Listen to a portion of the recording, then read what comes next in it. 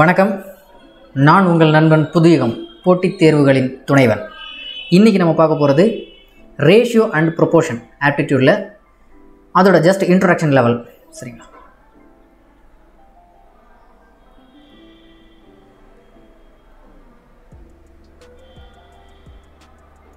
Ratio and proportion.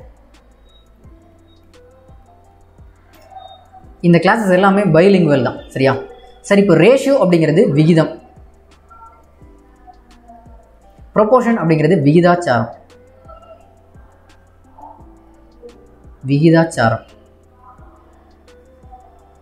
சரி, இப்போ விகிதாச்சாரம் அப்படிங்கிறது என்ன? ஏதோ ரெண்டு குவான்டிட்டியை நம்ம கம்பேர் பண்ணுறோம் இல்லையா? அது இன் டர்ம்ஸ் ஆஃப் ஃப்ராக்ஷனில். இப்போ எக்ஸாம்பிள், ஏங்கிற ஒரு குவான்டிட்டி இருக்குது, பிங்கிற ஒரு குவான்டிட்டி இருக்குது. சரிங்களா? இதை நம்ம இன் டர்ம்ஸ் ஆஃப் ஃப்ராக்ஷனில் எழுதுறதுக்கு பேர் தான் நாம் விகிதம் அப்படின்னு சொல்கிறோம். சரியா? அதை A/Bன்னு எழுதலாம், அப்படி இல்லைன்னா ஒரு டபுள் காலம் போட்டு A/B அப்படின்னு சொல்லலாம். சரியா? இது நம்ம விகிதம் அப்படின்னு சொல்கிறோம். இதே மாதிரி ரெண்டு விகிதத்தை நம்ம கம்பேர் பண்ணுறோம். C/D அப்படிங்கிற இது ஒரு விகிதம், இது ஒரு விகிதம். அதாவது A/Bங்கிறது ஒரு ரேஷியோ, C/Dங்கிறது ஒரு ரேஷியோ. இது ரெண்டையும் நாம் கம்பேர் பண்ணுறோம் அப்படிங்கிறது தான். ரெண்டு ரேஷியோவை கம்பேர் பண்ணுறதுக்கு பேர் தான் ப்ரொபோர்ஷன் அப்படின்னு பேர், விகிதாச்சாரம். இதை இந்த மாதிரி எழுதலாம், அப்படி இல்லைனா R equal to A/B equal to C/D இப்படின்னு எழுதலாம். சரியா? இதை தான் நாம் விகிதம் மற்றும் விகிதாச்சாரம் அப்படின்னு சொல்கிறோம். சரி, இப்போ விகிதம் அப்படின்னு சொல்கிறோம் இல்லையா? இப்போ எக்ஸாம்பிளுக்கு ஒரு 5/10 அப்படின்னு ஒரு நம்பர் இருக்குது, 5/10. சரி, இது நமக்கு ரேஷியோன்னு சொல்லலாமா அப்படின்னா, இந்த 5/10 அப்படிங்கிறத இன்னும் நம்மளால் சிம்பிளிஃபை பண்ண முடியுமா, சுருக்க முடியுமா அப்படின்னா 1/5 is 5, 2/5 star 10. அதாவது ஒரு 5 5 2 10 அப்படின்னு சொல்லுவோம் இல்லையா? அப்போ இது என்ன சொல்லலாம்? 1/2ன்னு எழுத முடியுது இல்லையா? இருக்கிறதுலையே சிம்பிளிஃபைடு ஃபார்ம் தான் நம்ம ரேஷியோ அப்படின்னு சொல்லுவோம். சரியா? எவ்வளவு தூரம் நம்மளால் சுருக்க முடியுமோ அவ்வளோ தூரம் சுருக்கிறணும். அந்த முறையைத்தான் நாம் ரேஷியோ அப்படின்னு சொல்கிறோம், சிம்பிளிஃபைடு ஃபார்ம். ஓகேவா? சரி, இப்போது நம்ம ரேஷியோ அப்படின்னு பார்த்துருக்கோம் இல்லையா? ரேஷியோ ப்ரொபோர்ஷன் அப்படிங்கிறது.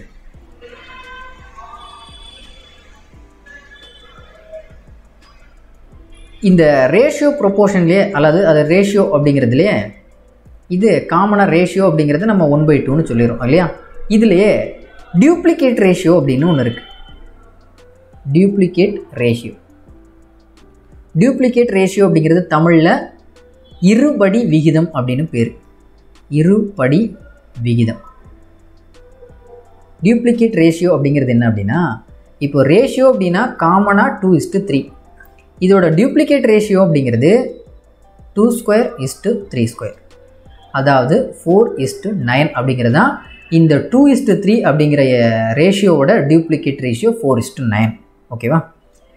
இது டியூப்ளிகேட் ரேஷியோ இருபடி விகிதம் அப்படிங்கிறது. இதே மாதிரி இன்னொன்று இருக்குது, இதுக்கு சப் டியூப்ளிகேட் ரேஷியோ. சரி, இந்த சப் டியூப்ளிகேட் ரேஷியோ அப்படிங்கிறது என்ன அப்படின்னா இருபடி மூல விகிதம் அப்படின்னு அர்த்தம் தமிழில். இருபடி மூல விகிதம். இருபடி மூல விகிதம் அப்படிங்கிறது என்ன அப்படின்னா, இப்போ நமக்கு 4:9ன்னு ஒரு நம்பர் கொடுத்துருக்குறாங்க.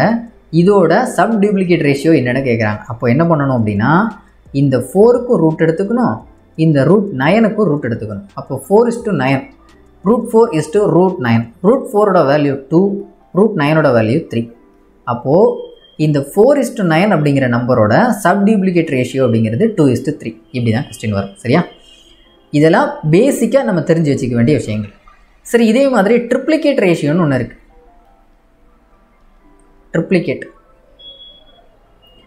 ட்ரிப்ளிகேட் ரேஷியோ அதாவது முப்படி விகிதம் அப்படிங்கிறது ட்ரிப்ளிகேட் ரேஷியோ.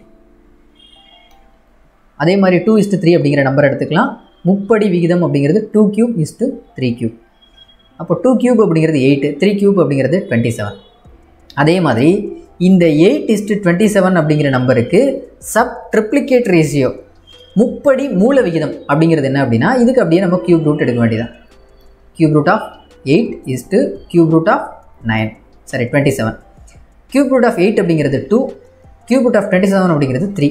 அப்போது 8:27 அப்படிங்கிற நம்பருக்கு, அதாவது ரேஷியோவுக்கு சப் ட்ரிப்ளிகேட் ரேஷியோ, முப்படி மூல விகிதம், அதோட வேல்யூ என்ன அப்படின்னு சிம்பிளாக கேள்வி கேட்கலாம். அப்படி கேட்டாங்க அப்படின்னா அதோட வேல்யூ 2:3 தான். ஓகேவா? இப்படியும் கேட்கலாம். இதெல்லாம் பேசிக் திங்ஸ். அப்புறம் இன்வர்ஸ் ரேஷியோ,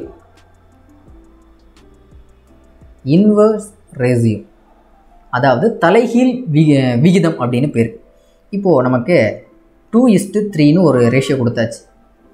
இதோட தலைகீழ் விகிதம் என்னன்னு கேட்குறாங்க. அப்போ இந்த விகிதத்தை நம்ம தலைகீழ் எழுதணும் அப்படின்னா 1/2:1/3ன்னு எழுதிடலாம்.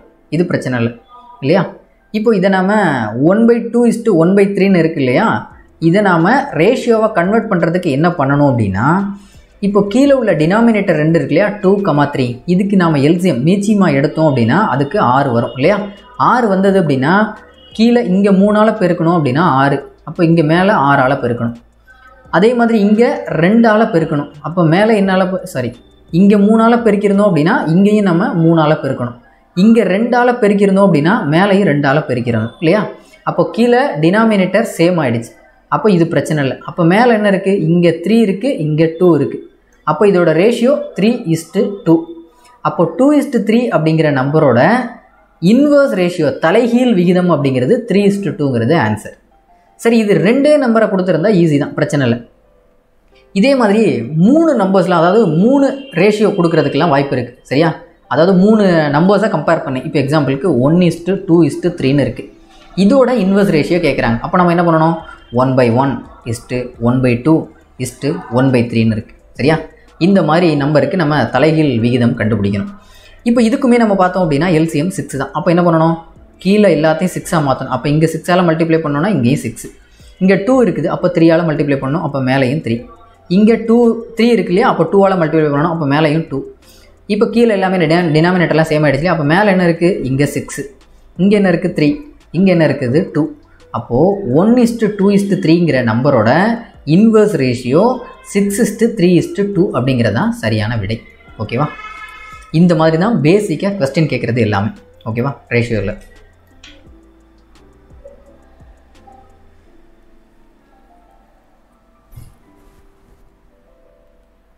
அப்புறம் பேசிக்காக வேறு தெரிஞ்சிக்க வேண்டியது, இப்போது A:Bன்னு இருக்குது.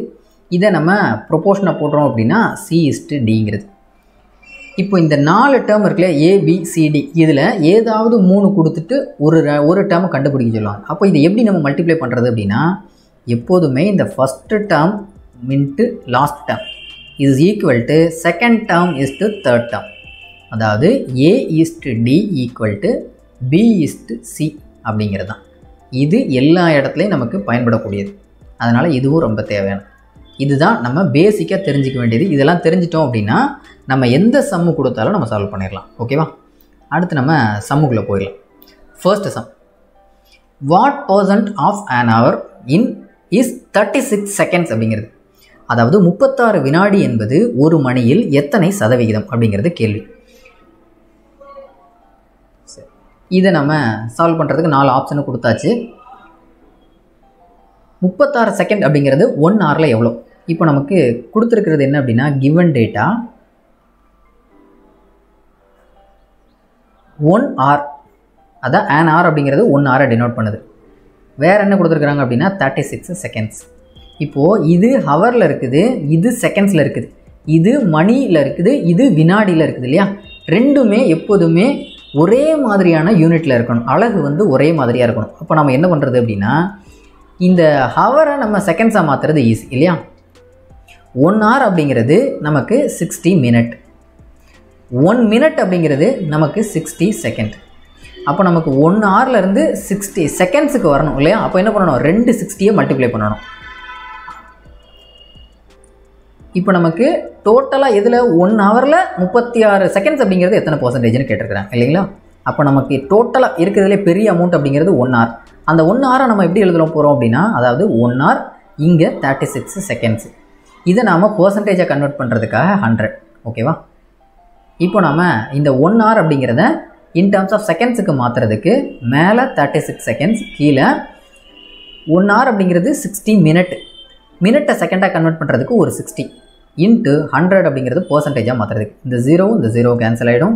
அப்போது இந்த 6 × 6 அப்படிங்கிறது 36. அப்போது இதுவும் கேன்சல் ஆகிடும். அப்போது நமக்கு வரக்கூடிய ஆன்சர் வெறும் ஜஸ்ட் 1% அப்படிங்கிறது தான் ஆன்சர். அப்போ இதுக்கு option B.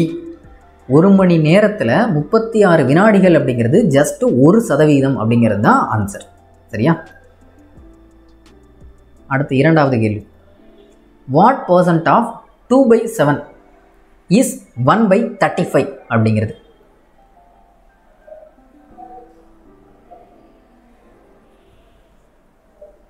Option A 2.5%, option B 10%, option C 25%, option D 25. சரியா? மொத்தம் 4 ஆப்ஷன் கொடுத்தாச்சு. இப்போ நமக்கு கொஸ்டின் என்ன? 2/7 அப்படிங்கிறது, அதாவது 1/35 அப்படிங்கிறது எவ்வளோ பர்சன்டேஜ் 2/7? இவ்வளோதான் கொஸ்டின். சரியா?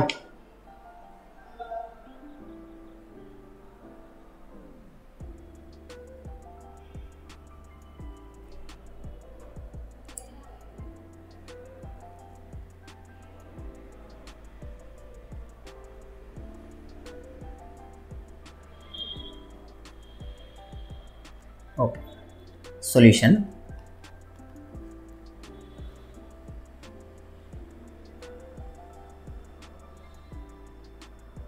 டூ பை 7 இங்கே 1/35.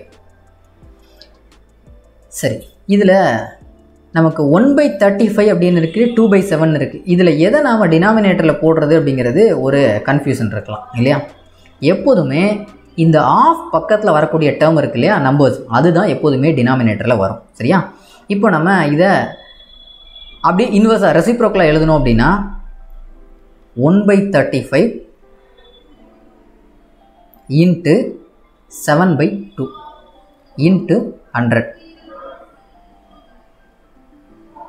1 7 is 7, 5 7s are 35, 1 5 is 5, 25s are 100, 1 2 is 2, 10 2s are 20. அப்போ ஃபைனலாக நமக்கு வரக்கூடியது ஜஸ்ட் 10% அப்படிங்கிறது தான் ஆன்சர். சரியா? இதுக்கு ஆப்ஷன் பி.